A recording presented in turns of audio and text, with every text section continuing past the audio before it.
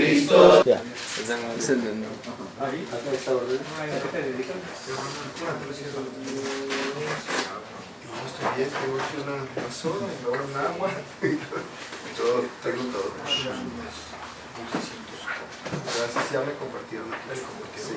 La gente tiene que comer todo el día comida. Me levantaron a desayunar y luego me llevó Julio, pura carne.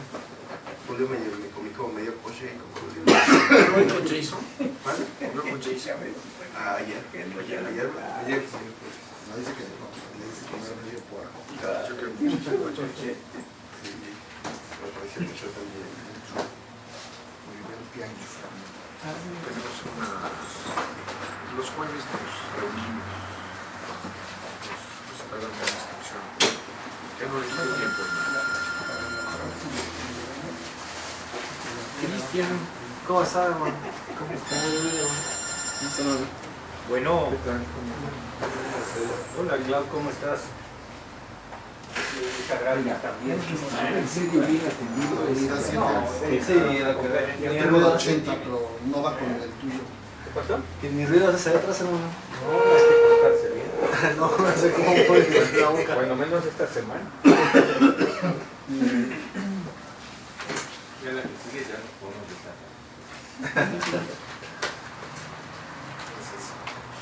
Dice que sí,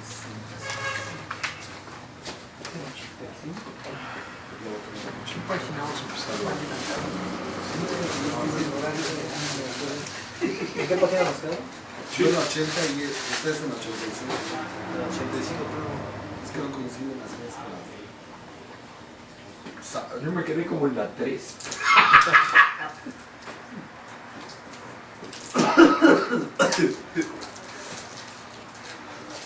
Cansado estaba yo anoche. ¿Sí? Hijo. Ya para estar terminando la clase, yo ya estaba muy agotado. ¿Eh? Ya votado. Que no es lo mismo los tres mosqueteros No, pues como. que 65 minutos. Vamos a comenzar, hermanos, para aprovechar el tiempo. Les leo de vuelta el texto lema para esta semana. Procura con diligencia presentarte a Dios aprobado como obrero que no tiene de qué avergonzarse, que usa bien. Orto tu munta. Los estudiosos debaten el significado de esta palabra porque es una palabra que ocurre única vez en este texto, en toda la Biblia. Entonces ahí se vuelve difícil. Los estudiosos piensan que Pablo la inventó. Puso juntas dos términos y así inventó un nuevo término para el cristiano, sobre todo para el exegeta cristiano. Literalmente significa trazar una línea recta, pero también puede significar usar correctamente algo. Y es por eso que nuestra versión dice que usa bien y el algo es la palabra de verdad. Ahora estamos en este módulo para esforzarnos a usar bien la palabra de verdad. Y estas siguientes horas vamos a buscar dar los primeros pasos necesarios para llevar a cabo este cometido. Pues, oremos así. Palabra fiel, Señor, ciertamente. Es tu palabra. Y ahora venimos delante de ti suplicándote que nos ayudes a apreciarla de esa manera. Señor, nuestro cuerpo no está cansado, nuestra mente está agotada. Te rogamos, Señor, que nos fortalezcas en el hombre interior. Que tu Santo Espíritu haga la obra en nosotros de iluminación. Que nos fortalezca más allá, Señor, de lo que humanamente es posible. Dándonos una mente rápida, dándonos un corazón listo, dispuesto, dándonos esa habilidad, esas virtudes, esas gracias que solamente tu Espíritu puede infundir en nosotros. Te lo rogamos en Cristo. Amén. Amén. Bien, vamos a continuar lo que es propiamente exégesis. La primera o el primer paso es seleccionar tu texto. Ahora, en los ejemplos que yo doy ahí en el módulo, el texto es Romanos. Romanos 1, los primeros versículos de Romanos. Ahora recuerdan que el proceso hermenéutico toma en cuenta su gramática, su historia y su teología. Ahora, al ya asignar un texto, ya consideramos cosas como autor, cosas como fecha, como los lectores originales, no nosotros, pero los originales, la cultura, su lugar en el canon, cosas como tales, todos asuntos propiamente de introducción bíblica, en la cual buscamos conocer todo lo que se puede conocer acerca de nuestro texto. Estaba platicando con alguien, ya he platicado con tantos esta semana que no recuerdo con quién, pero yo llegué a tener arriba de 2.500 libros en mi biblioteca personal. Fue relativamente fácil alcanzar esos libros por 2 o 3 razones. La primera es que era soltero y yo podía gastarme lo que ganaba en libros. La segunda es que en el seminario trabajé en la librería del seminario y obtenía descuento de seminarista, más descuento de trabajador de la librería, más yo tenía la habilidad de poder comprar los libros que llegaban dañados de las casas publicadoras. Muchas veces una esquinita raspada ya era suficiente para que se era catalogado como dañado y ya venía con un descuento extra. Y obviamente cuando veníamos cargando las cajas, muchas veces se nos caía una sin querer y se dañaba una. Estábamos ahí, no. Entonces, esa fue una razón. También, muchos de los libros que tuve fueron regalados. Gente de la iglesia me regalaba libros. Recuerdo un pastor que le decíamos cariñosamente Moisés, porque tenía una barba así. Y yo creo que tenía unos 200 años ese pastor, Paul Clark. Ya falleció este hermano, pero una vez me llamó a mi hermano. Estábamos en una conferencia de pastores y me llamó a mi hermano y a mí y me dijo, vengan, y abrió la cajuela de su carro y ya cajas de libros. Y nos dijo, agarren. Y mi hermano y yo nos vimos, y nos agarramos la caja y nos venimos, ¿no? Caray, sin que nadie nos descubriera. Él estaba deshaciendo de sus libros, iba a ir a estas casas donde, un asilo de ancianos, se iba a cambiar y no tenía qué hacer con sus libros o dónde llevarlos, ¿no? Llegué a tener 2.500 más libros. Hace un par de años que pasé por un periodo difícil de depresión y una de las cosas que hice fue regalar mis libros. Y me quedé nomás con los libros que ocupaba para enseñar y predicar. Y de 2.500 me quedé como con 100, 150. Llegué a tener de Romanos más de 75 comentarios. Y cuando estudiaba Romanos, agarraba todos los comentarios y me ponía a leer todos los comentarios sobre ese texto. Porque mi meta era obtener una maestría, no de grado de un título de algún seminario, pero una maestría personal sobre el libro de Romanos.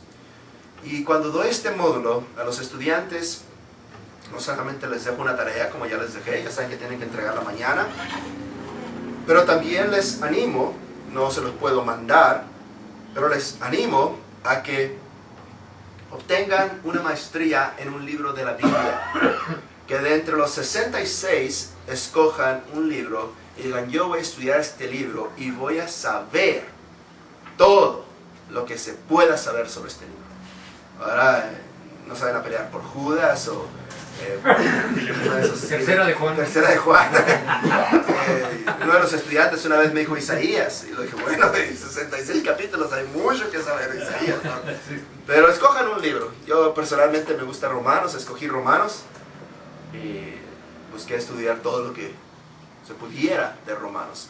Ustedes personalmente escojan un libro, el que ha sido su favorito en su cristiandad, algún pasaje que les guste. Y no importa qué tan largo o qué tan corto sea, pero busquen saber todo lo que se pueda saber sobre ese libro. Ahora, En nuestro proceso de exégesis, entonces primero seleccionamos el texto. El segundo paso es analizar tu texto. Y es aquí donde síntesis es importante. Habiendo escogido y establecido el texto, el segundo punto del exégesis es el estudio de la síntesis del texto, donde por medio de reconocer la construcción gramática, eso es lo que síntesis significa, la construcción gramática del mismo, determinamos sus enunciados, es decir, su principal y subordinados o coordinados. En este paso buscaremos hacer una detallada descripción de las palabras mismas que constituyen esos enunciados y de las conexiones que indican el argumento lógico del texto. Ahora, de nuevo, idealmente la síntesis se haría en el texto del idioma original, pero debido a nuestras limitaciones vamos a seguir el patrón delineado en la unidad 6, donde obtenemos el mejor texto posible en español. Por lo tanto, necesariamente estaremos trabajando desde una versión en español. Yo he escogido la Reina Valera 60 como base, teniendo la Biblia de las Américas como versión para comparar. Ahora, hay dos razones por las cuales escojo la Reina Valera 60 como base y la Biblia de las Américas para comparar. Para mí, la primera razón es el texto griego detrás de la versión. En el presente hay 3 y 4, si algunos se sacan la suya, hay 3 corrientes de texto. Vamos a hacer un pequeño excurso para tratar de argumentar mi caso. El más común es el texto ecléctico. Ese es el más común. En la Biblia de las Américas, por una versión internacional. La nueva Biblia de los hispanoamericanos. Y muchas otras. Ese es el más común. Luego está el texto que la mayoría de la gente conoce, sin saberlo, es el textus receptus, como se conoce, o texto recibido. Y las Reinas Valeras. Ahí está. Luego está el texto mayoritario. No hay una versión en español del texto mayoritario. Sí hay una versión en inglés, un par de versiones en inglés del texto mayoritario. Mi convicción es esta. Esa es mi convicción. Este es un segmento de este. Por eso se parecen tanto. Ahora, como no hay en español una de esas, y como esta se parece más, entonces por eso yo escojo esta. Pero en mi Biblia de estudio, yo voy marcando las diferencias y voy corrigiendo. Y simplemente leo así la corrección y no hay problema. Por ejemplo, estamos estudiando Primera de Juan allá en Cuauhtémoc. Y puse en un librito Primera de Juan corregido al texto mayoritario. No son muchas las diferencias, pero para mí, como soy de esta convicción, para mí sí es importante. Ahora, no voy a ir más allá que eso. ¿Por qué? Bueno, porque muchas veces se cae en un debate o disputa interminable, como dice ahí Pablo en 1 Timoteo 1, que no trae nada de edificación. Y a veces gente le gusta debatir y me pregunta, ay, pero esta variante de aquella. Y mi pregunta siempre es, ¿lees griego? Y si él me dice que no, te digo, olvídalo, no hay debate. Si lees griego, estoy dispuesto a tratar de convencerte de mi posición. Pero si no lees griego, no. Porque muchas veces es un debate simplemente de blogs, de internet, no vale la pena. La otra razón es que las diferencias son mínimas, son muy pequeñas. A veces la diferencia de versiones parece ser que son muy grandes. Estaba hablando con Héctor y yo me gusta la Biblia de los latinoamericanos, se llama Nueva Biblia de los Latinoamericanos, porque quita el vosotros. Yo no uso el vosotros en Cuauhtémoc, no lo uso. Quita todos esos castellanos antiguos castellanizaciones antiguas o del viejo mundo, no hablamos así en Cuauhtémoc. Si habláramos así, no hay problema, pero no hablamos así. Y por eso me gusta esa versión. ¿Cuál es, perdón? La nueva Biblia latinoamericana de los Estados. Está fuera, está fuera de impresión. De hecho, en mayo dicen que la van a volver a imprimir. Yo compré una a través de Amazon.com. Pero si escuchan cuando leo, yo quito el vosotros, yo quito las castellanizaciones, quito esos verbos ahí. Porque, les expliqué, mi congregación en Cuauhtémoc, la mayoría de la gente no tiene estudios y no entiende esas palabras. Entonces imagínense, la Biblia es difícil de entender, ¿para qué añadirles ese extra de dificultad, ¿no? Esa es la única razón. Ahora, también la segunda razón por la cual escogí la Reina Valera cuando hice estos estudios y la sigo usando, es porque es aún la más común. Es la más común. Voy a la República Dominicana, la Reina Valera. Voy a Cuba, la Reina Valera. Voy a Colombia, la Reina Valera. Algunos usan la Biblia de las Américas, unos usan la Nueva Versión Internacional, pero todavía es la más común. Entonces, como es la más común, es la que más fácilmente puedo mostrar estas cosas, porque la tienen en sus manos. Esas son las dos únicas razones, quizás son pragmáticas, pero son necesarias. Ahora bien, ¿qué es sintaxis? Antes de continuar, debemos despejar dudas acerca de lo que concierne a nuestro estudio. Sintaxis es parte de la gramática que estudia las palabras en conjunto. Cuando forman oraciones gramaticales, comprende el estudio de las oraciones, su concordancia en género y en número, y también en caso, y su construcción. Las oraciones son el conjunto de palabras que expresan un pensamiento completo, o los enunciados, dirían uno. Por ejemplo, aunque tenemos que suplir el verbo escribe, la oración o enunciado principal de nuestro texto en Romanos 1 es: Pablo, entre corchetes, escribe a todos los que están en Roma, gracia y paz a ustedes de Dios nuestro Padre y del Señor Jesucristo. No simplemente Pablo a todos los que están en Roma. Podríamos suplir deseo, escribo, oro, algún verbo que le dé sentido a lo que está escrito. Nosotros lo leemos y no necesitamos ya suplir un verbo, porque lo conocemos el pasaje. Está ya grabado en nuestra mente. Así empieza Pablo todas sus cartas. Pero en la antigüedad, y muchas veces en español, se puede hacer una elipsis, se puede omitir alguna palabra, sobre todo verbos que se sobreentienden del contexto. En este caso, escribo o deseo, u oro o bendigo a todos los que están en Roma, gracia y paz a ustedes de Dios nuestro Padre y del Señor Jesucristo. Las oraciones o los enunciados tienen como partes principales el sujeto y el predicado. Hay elementos complementarios como complementos del sujeto y complementos del predicado. El sujeto en la oración es Pablo, mientras el resto es su predicado, aunque incluye oraciones subordinadas en nuestro texto si abren sus Biblias a Romanos capítulo 1. Ahora, ese es simplemente un enunciado. ¿Para qué buscamos entonces? En cuanto a síntesis, buscamos los enunciados. Luego, concordancia. Es la armonía o conformidad que existe entre las palabras y sus respectivos complementos. Por ejemplo, entre sustantivo y adjetivo.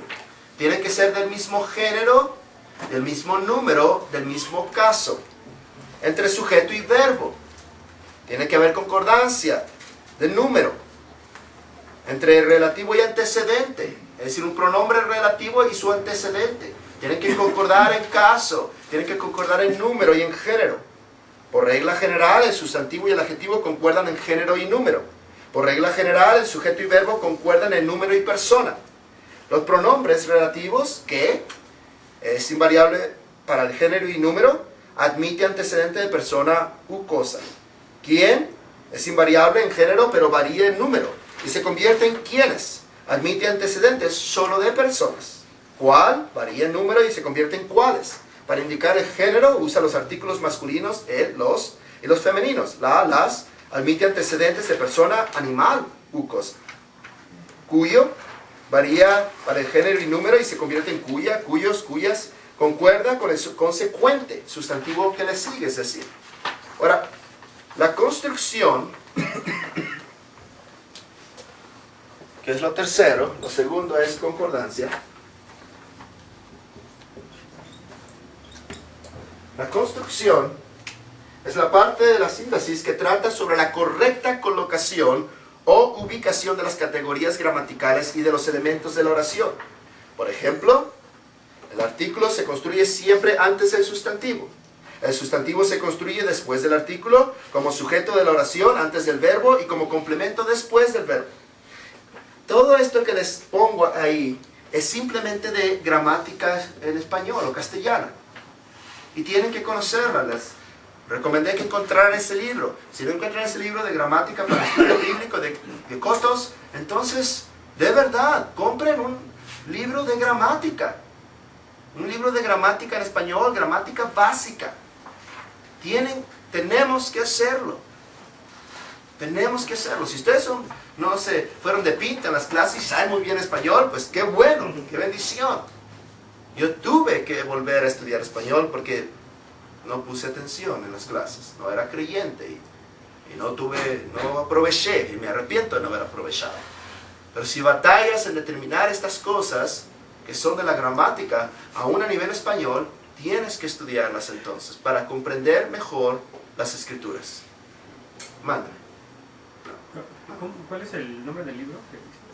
Está en una de las últimas páginas, está en la página 79, gramática castellana, ahí está, ya la tiene, gramática castellana, Jorge Cotos. Ese es el que recomiendo porque está usado para esto. Pero cualquier gramática castellana, si no hayan ese, porque está, ya no lo están imprimiendo, pero si no lo hayan, una gramática castellana básica, nivel sexto de primaria, nivel secundaria. Hay muchas gramáticas, pero ya muy avanzadas y se requieren haber estudiado gramáticas básicas para entenderlas, aún esas. Ahora bien, no voy a ir a través de todas estas partes de la construcción, pero se requiere que las conozcan.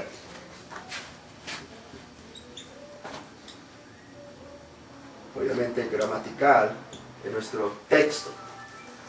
Ahora, hay dos clases de síntesis. En nuestra literatura, así como en nuestro hablar, e igualmente en la Biblia, nos encontramos con síntesis regular y figurada. La regular es la expresión lógica, natural y ordenada con el objeto de lograr mayor claridad y comprensión. El orden de la síntesis regular es primero sujeto, luego verbo, después los complementos directo, indirecto y circunstancial. Una tercera parte del Antiguo Testamento, en el original, en español 2/3 partes, está escrita con síntesis regular. La mayor parte del Nuevo Testamento, tanto en el original como en español, está escrita en síntesis regular. Esto lo reconocemos como el lenguaje prosa. Simplemente en prosa, no en poesía. La síntesis figurada utiliza la libertad de expresión para cambiar o alterar la ubicación de los elementos de la oración con el anhelo de lograr belleza, atención, complacencia, atracción, etc. 2/3 partes del Antiguo Testamento en el original, una tercera en español, está escrita con síntesis figurada. Una menor parte del Nuevo Testamento, en frases o párrafos selectos, está escrita con síntesis figurada. Esto lo reconocemos como el lenguaje poético. Ahora, hay que hacer una nota aquí. No solamente tenemos que reconocer si es prosa o poesía, o literal, figurada. Pero recuerda lo que ya vimos. Aún en el lenguaje literal va a haber figuras. Que no es necesariamente que el género sea poético, pero es que se está usando algún término figuradamente. Por ejemplo, la iglesia es llamada la esposa del Cordero. Es un uso figurado, no literal, pero está dentro de porciones de prosa, no poéticas. La iglesia es un templo, es una casa, es una familia, es un árbol, es una vid, es una viña, es un huerto. Obviamente se tiene que entender en el lenguaje figurado, ¿no? Pero uno piensa, oye, pero no está en los Salmos, no está en Cantares, está aquí en las cartas de Pablo. Sí, pero él también puede usar lenguaje figurado. Entonces hay que reconocer esas ocasiones. La otra cosa que hay que reconocer es que al tratar de determinar género, ya nos ayudó mucho cuando seleccionamos el texto y estudiamos todo sobre el texto. Ya sabemos qué género es. Si es epistolario, si es apocalíptico, si es profético, si es histórico. Entonces, ya no batallamos aquí abajo. ¿Sí se comprende eso? Ya está asumido cuando vamos aquí. En la construcción y al determinar estos pasos, lo mejor que pueden estar haciendo es estar con una hoja o con un cuaderno a un lado y hacer notas de ciertas cosas que vayan descubriendo. Ahora, si usan un interlinear, si usan un programa de computadora que les muestra el lenguaje original, ya sea de hebreo o griego, van a notar algo. Van a notar que algunas veces el orden de palabras no está como en español. Esto sucede porque se aprovechan esos lenguajes de algo que se llama enfatizar. Cambian el orden de las palabras y como son lenguajes que tienen flexiones, tienen conjugaciones que inmediatamente conectas, no importa dónde esté en el orden de palabras, ponen al principio lo que quieren enfatizar. Eso no se ve en español, porque en español lo que se ha tratado de hacer es que tenga sentido en nuestro idioma. Y no ponen el orden en el original, hermano.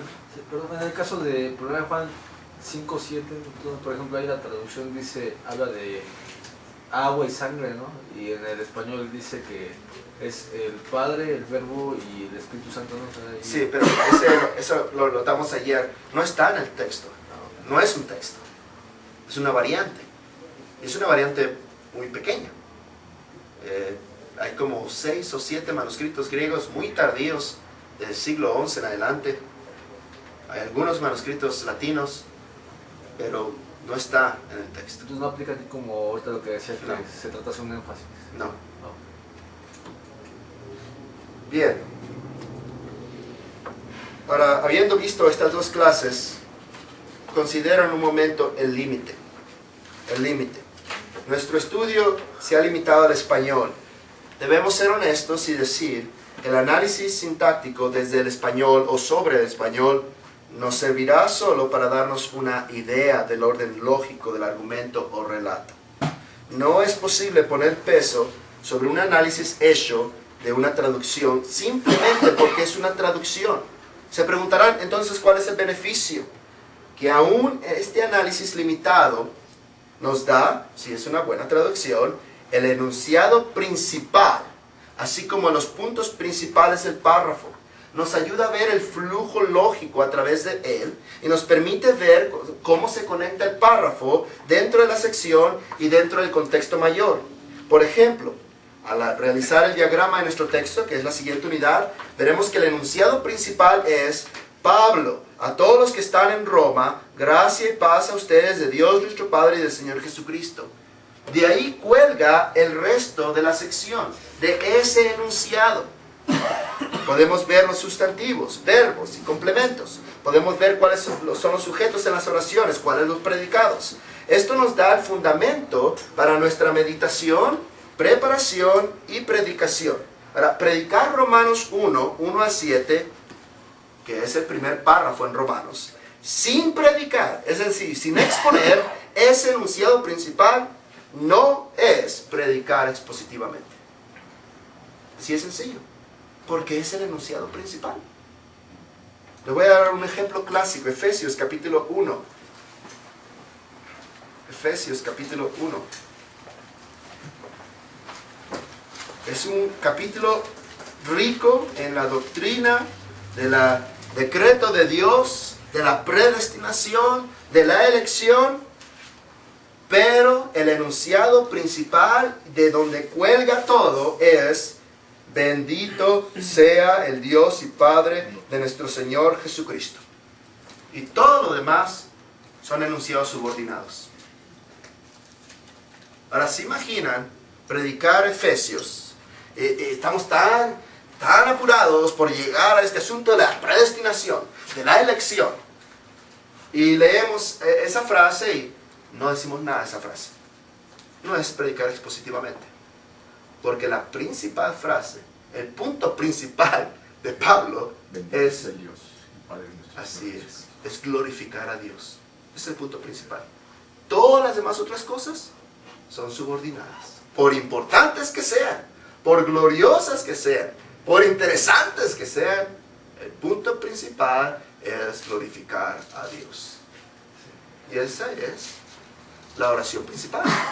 Y es un enunciado bien largo, ¿recuerdan? Va del versículo 3 hasta el versículo 14. Y todas las demás oraciones son o subordinadas con preposiciones como que, o coordinadas. O complementar. O complementarias. Ahora, al ver todas estas partes de la gramática, tenemos que estudiarla para considerar dónde vamos a abrir el texto. Ahora, si nuestro texto resulta ser Romanos 1 a 7, este párrafo principal ya nos dice qué debemos estudiar. Debemos considerar quién fue Pablo, qué de la iglesia en Roma, qué bendiciones procuraba principalmente Pablo por la iglesia, de dónde procedían esas bendiciones, qué implicaba que procedieran tanto de Dios el Padre como de Jesucristo. Todos esos son temas importantes y derivados de ese enunciado principal. Si se dan cuenta, hay nada menos que 1, 2, 3, 4 sermones en el primer versículo de Romanos 1. Hay 4 sermones en Romanos 1:1. Podemos predicar sobre Pablo. ¿Quién fue él? ¿Cómo fue salvo? Toda una introducción de su vida. Hermanos, la mayoría de los cristianos no tienen la menor idea de quién fue Pablo. No tienen la menor idea. Han leído su Biblia y no saben que Saulo de Tarso es el mismo que Pablo. No tienen la menor idea. ¿Saben ustedes de qué sinagoga era Pablo? Ahí está escrita. En Hechos. Está escrito en Hechos. No se nos dice qué sinagoga era. Está ahí. No directamente, así Pablo era de esta sinagoga. Pero ahí está en Hechos. Dejó de tarea. Tienen que leerlo en Hechos. Está un poquito antes de la muerte de Esteban. Hechos 8.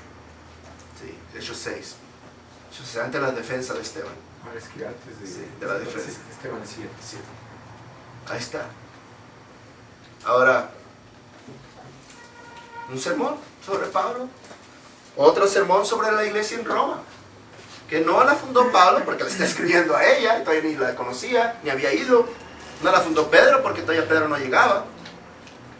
Podemos investigar y derivar de Hechos 2, que probablemente fue fundada por creyentes que se convirtieron en Pentecostés. ¿Cómo era esa iglesia? Y aún para eso tenemos que irnos hasta Romanos 16 y ver quién está en Roma. Todas esas personas. ¿Qué bendiciones oraba Pablo por la iglesia en Roma? Noten las palabras de Pablo. Gracia y paz.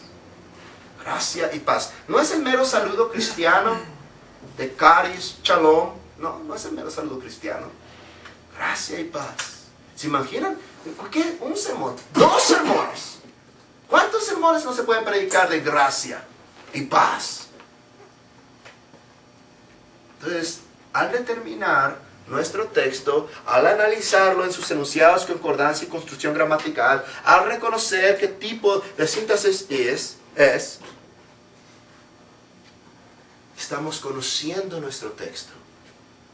Estamos yendo más allá de la mera superficie del texto y escarbando profundo, o en otras palabras, escudriñándolo. Ahora, como veremos, el análisis sintáctico y el diagrama nos van a proveer el bosquejo.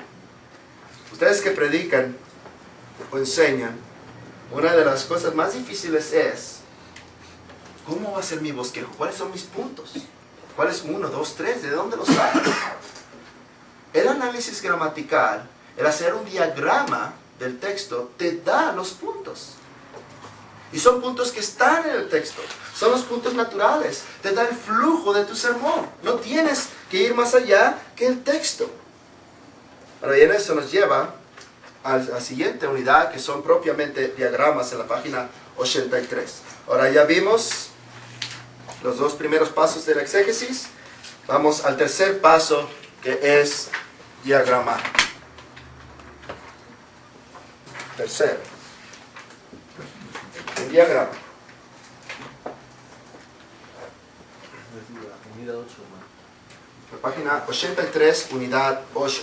Ahora, ¿qué es un diagrama? Un diagrama es simplemente una visualización analítica y sintáctica de nuestro texto.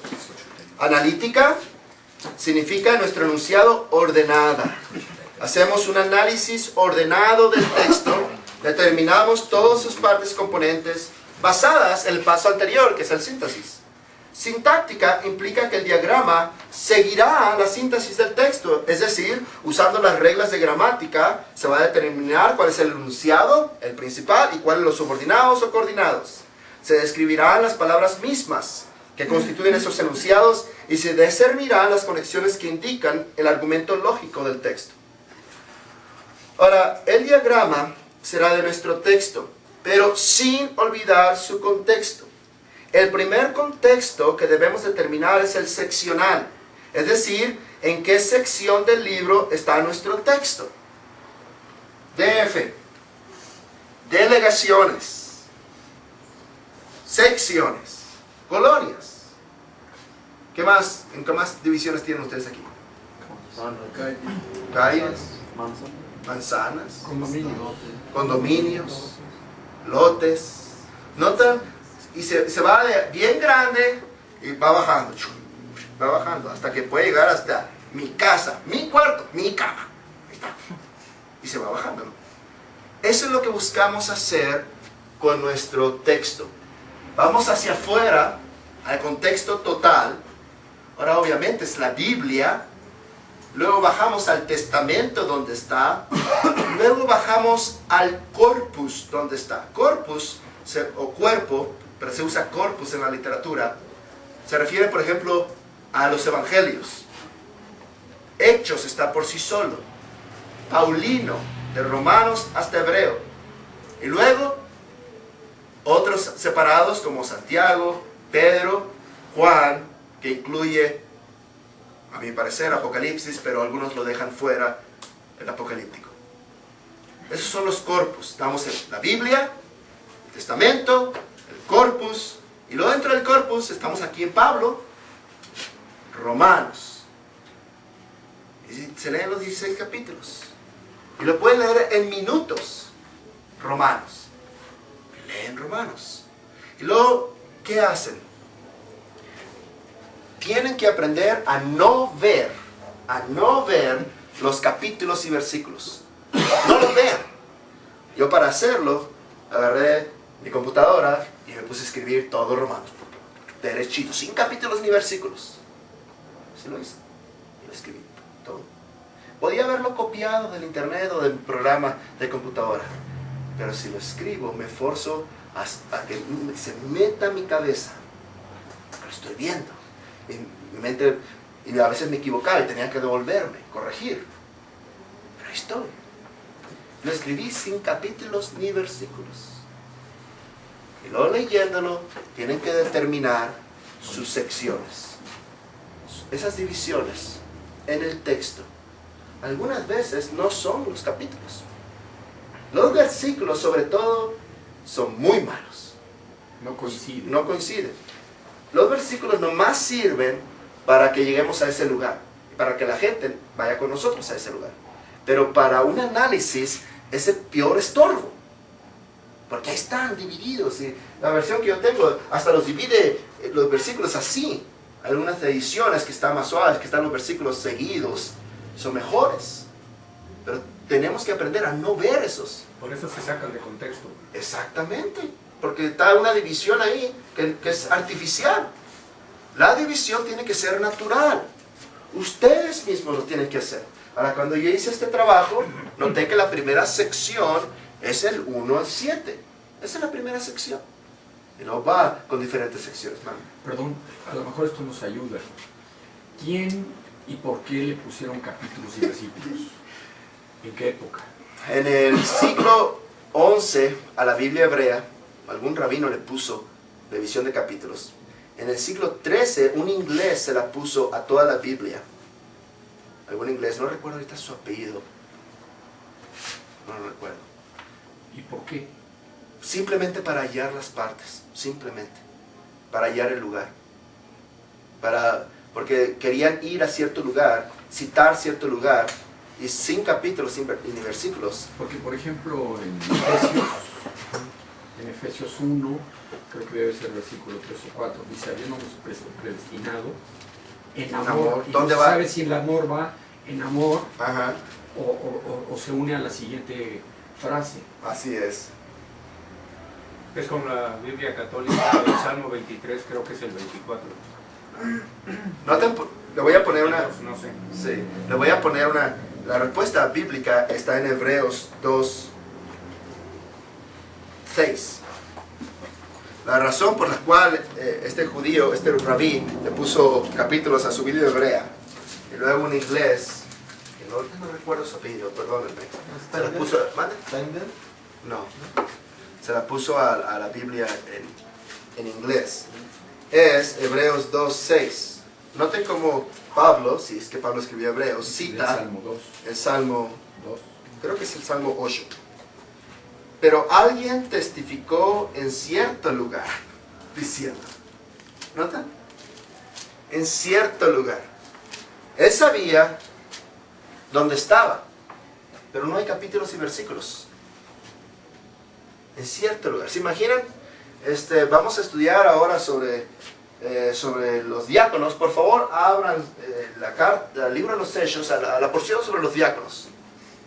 Pues ahí está, ¿no? ¿Dónde están los diáconos, hermano? Pues síguele, más para acá, más para acá. Se batalla. Abran al capítulo 6. Para los versículos, sobre todo, es para encontrar más rápido el punto donde estamos hablando. Son herramientas útiles solo para encontrar el lugar. ¿Alguien testificó en cierto? Sí. Entonces, pero son un estorbo al tratar de hacer esto. Entonces traten de no verlos. Ahora, ya vimos... Perdón. Mándeme.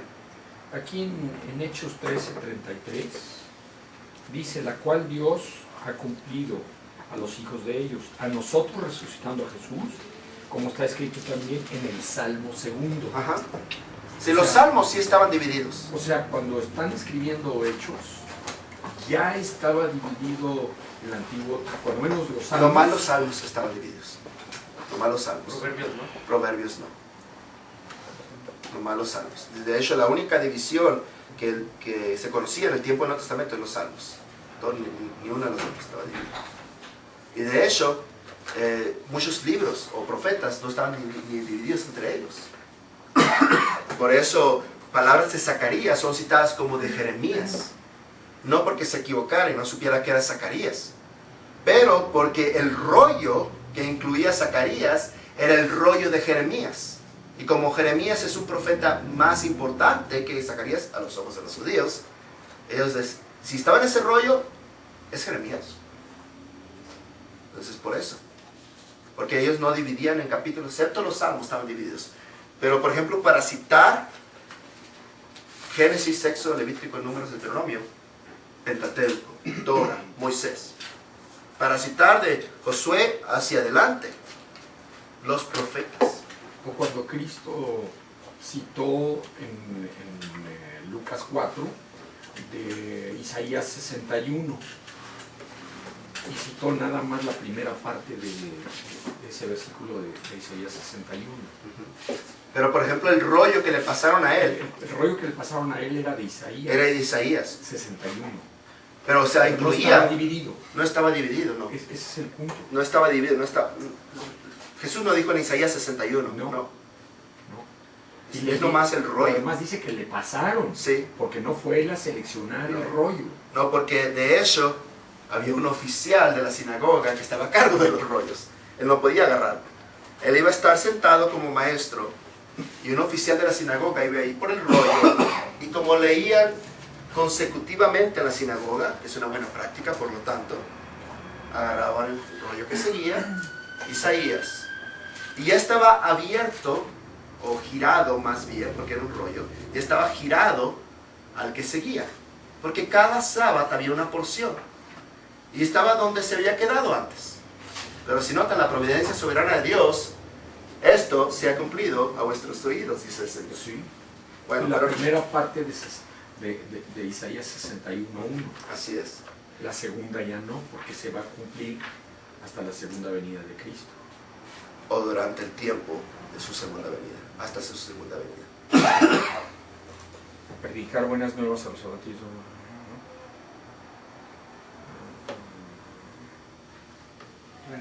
Bien, continuemos acá con la síntesis, con los diagramas. Ahora, ya vimos lo que teníamos que ver anteriormente, aquí se los pongo de vuelta. ¿Qué vieron cuando seleccionaron su texto? Bueno, autor Pablo, la fecha aproximadamente en el año 58, antes de su visita a Jerusalén, comparando Hechos 19 y Romanos 15, al final del tercer viaje misionero. ¿Cuál es el lugar? Corinto, Cencrea, según el capítulo 16, versículos 1 y 2. Los destinatarios, la iglesia en Roma, constituida tanto de gentiles como de judíos. El propósito, una presentación sistemática de doctrina apostólica, particularmente soteriología. Su género, epístola. Ahora, bosquejo. Si el propósito es soteriología, justificación por fe. Texto clave, 1, 16 y 17. Ahora, capítulos 1 al 11 son exposición de doctrina. Capítulo 1 al 3, la necesidad de la justificación por fe. Capítulo 4, su base bíblica. Capítulo 5 al 8, su eficacia. Capítulos 9 al 11, su historia. Capítulos 12 al 16 son aplicación de la doctrina. Capítulo 12, el creyente ante Dios y entre los hermanos. Capítulo 13, el creyente en la sociedad humana o autoridad civil. Capítulo 14 al 16, la vida congregacional, los débiles y fuertes en la fe. Y saludos en el capítulo 16. Ahora, ese bosquejo, yo lo tomé de un autor que se llama Hendrickson. Hendrickson. Yo lo tomé de Hendrickson. Ahí está arriba. Por eso. Pero no lo tomé en su comentario, lo tomé de un libro de introducción bíblica. Se llama Survey of the Bible, no está en español lamentablemente. Pero Hendrickson, y luego usé los comentarios favoritos que tengo de Romanos, que son Murray, Cranfield y ¿cuál es el tercero? Hodge. Esos tres son mis favoritos. Y comparando lo que dijeron los cuatro, llegué a ese bosquejo. Nuestro texto se halla entonces en la primera parte, propiamente en la introducción de la carta. Introducción al tema sobre justificación, versículos 1 al 17. El 1 al 7 son saludos. 8 al 15 es gratitud en oración y petición por una planeada visita. Y el tema declarado en versículos 16 y 17. El Evangelio de la justicia de Dios. Ahora, una vista rápida a los textos originales solo indican variantes de poca importancia. El Códice Vaticano invierte el orden del nombre, Jesucristo, en versículo 1. Algunos testigos de menor importancia omiten las palabras en Roma, del versículo 7. Otros cambian amados de Dios por el amor de Dios, o lo omiten en el versículo 7.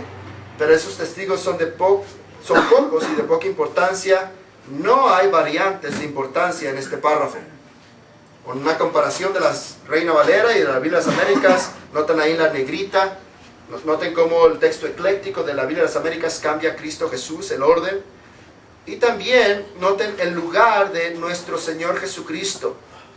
Está en el versículo 3, en la versión de la Reina Valera, pero está al final del versículo 4 en la Biblia de las Américas. Ahora, debe ir ahí, al final del versículo 4. El texto original lo tiene allí. Ahora, manteniendo el texto como lo tenemos en la Reina Valera, en la página 85 está un diagrama. Este es un diagrama simplificado. Un diagrama completo es mucho más complejo, pero no cabe en una hoja. Y como yo lo puse para ser impreso en una hoja y distribuirlo a los estudiantes, lo simplifiqué. Noten la frase principal y noten que todo lo demás cuelga.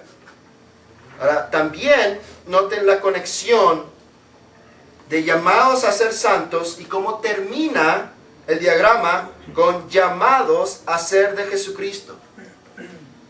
¿Se recuerdan la característica de Pablo con sus digresiones, con sus ecos? Pablo es así. Sus secciones usualmente comienzan diciendo algo y hay algo al principio que al final de la sección lo va a decir otra vez. Es como una especie de sándwich, de lonche, de torta. Y adentro está toda la carne. Pero se nota en Pablo. Pablo escribe así. Ahora, este diagrama nos muestra lo siguiente. En primer lugar, el enunciado principal es Pablo a todos los que están en Roma. Segundo, lo que él escribe en esta carta y comienza con una bendición apostólica. Gracia y paz a ustedes, de Dios nuestro Padre y del Señor Jesucristo. Tercero, él describe a los destinatarios como amados de Dios y llamados a ser santos. Él se describe a sí mismo. Cuarto, por medio de tres enunciados. Siervo de Jesucristo, llamado a ser apóstol, apartado para el Evangelio de Dios. Quinto, él describe ese Evangelio de Dios por medio de dos frases que él había prometido antes por sus profetas en las Santas Escrituras acerca de su Hijo, que es igual a nuestro Señor Jesucristo. Sexto, él describe al Hijo por medio de dos frases, que era del linaje de David según la carne, que fue declarado Hijo de Dios con poder.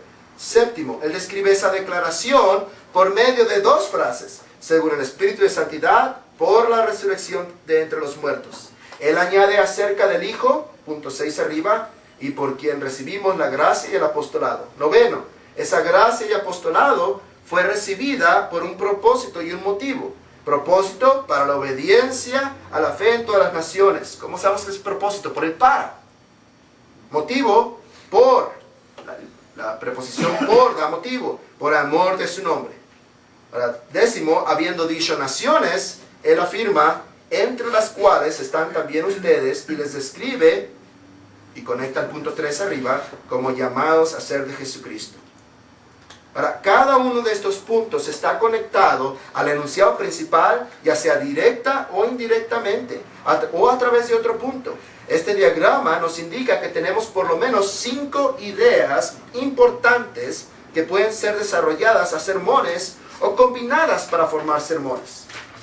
La introducción misma, la descripción de la iglesia en Roma, la descripción de Pablo mismo, la descripción de ese evangelio, el propósito del apostolado.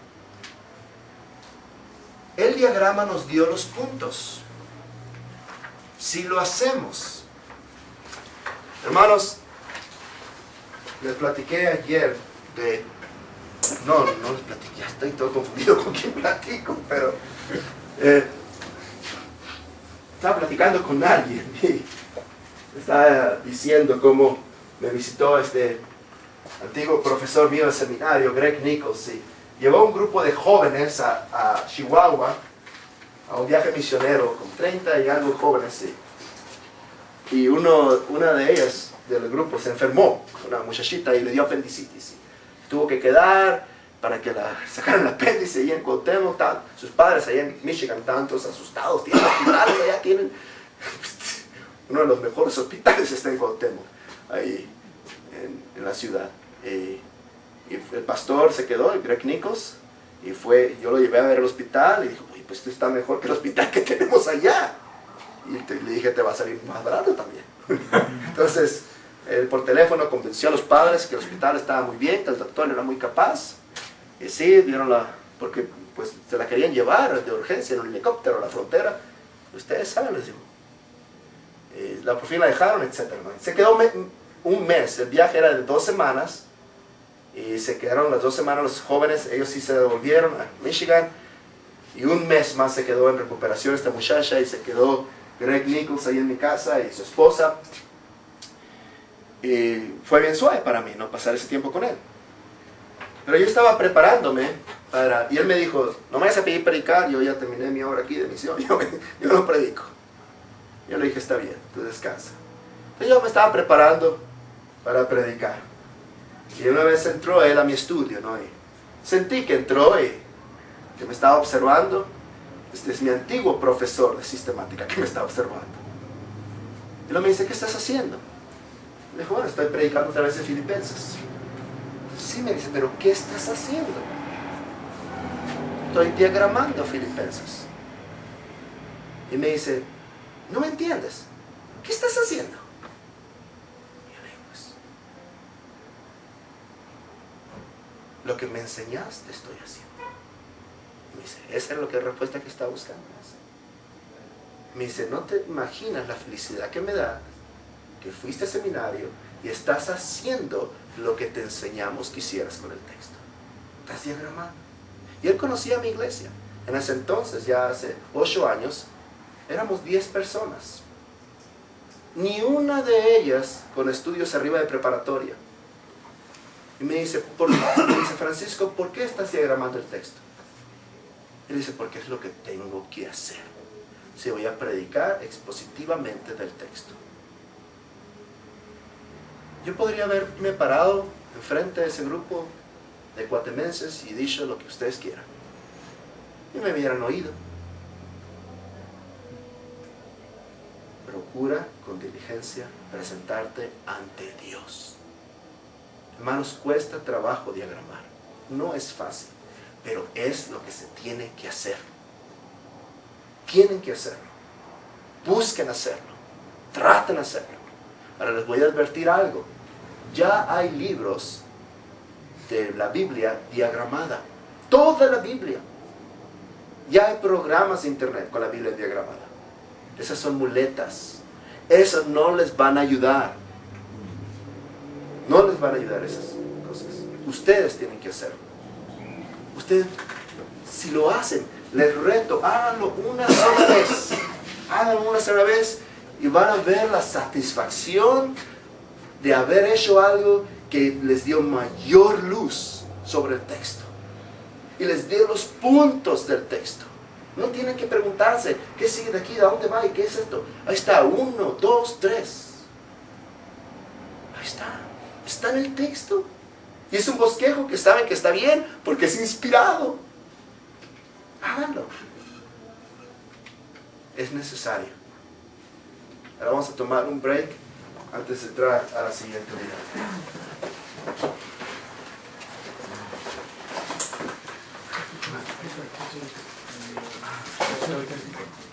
Si quiere voy para allá.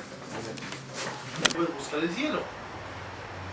Entonces, si aparto para Dios un día completo, ¿a poco le voy a dar menos tiempo que lo que gasto en 6